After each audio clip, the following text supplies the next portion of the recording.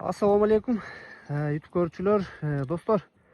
Бир машалла деп коюңуз, сатууга мынакей бир кыргыз жылкынын күчтүү чыгып атат. Азыр дагы маалыматтарын алабыз. Улагы туугандар өтө күчтүү ат дейт. Мына булчуңдарды карагылачы. Сан булчуңдардын сорууну карагыла туугандар. Ат негизи бычымында өзүм да көрүп турам туугандар, өтө күчтүү экен бычымы.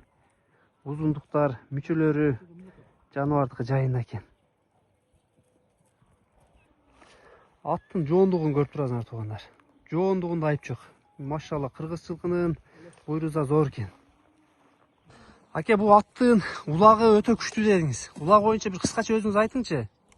Улагы аттын ишеничтүү да, улагы таамай. Өзү 1.60 болгону менен алдыңкы аттын ишен кылат. Топко кайманбай барат. Топко барышы катуу. Катуу барат. Аягы дагы жеңил. Ишеничтүү улагы возвраты менен. Айтчы бар. Туугандар, аттын улагы өтө жакшы деп атыр.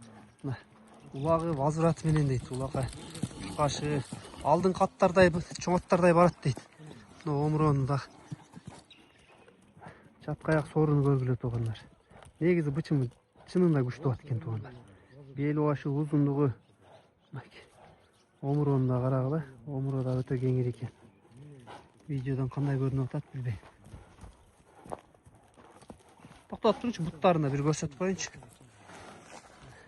Көкүрөктү карагыла. Буттары таза экен, Буттары таза. Өзүңөр да видеодон көрүп койсоңор, эч бир жер айып жок экен. Шартка байланыштуу сатып атыптыр туугандар. Эми ким кандай көрөт, келип көрөсүңөр. Бишкек. Бу жерде студентский деп коет, Студентский Канизавод деген айыл. Канизавод студентскийде турат. Келип көргүлө туугандар. Күчтүү кыргыз жылкы издеп аткандар менен сүйлөшөсүңөр. Баазы канча дейбиз аке? Баасы 8. 8.000. İşte жолуна өтүп бересизби? Жолуна түшүп беребиз. Мына туугандар. Баазы $8.000 экен, келип көргүлө, жакса сүйлөшөсүңөр.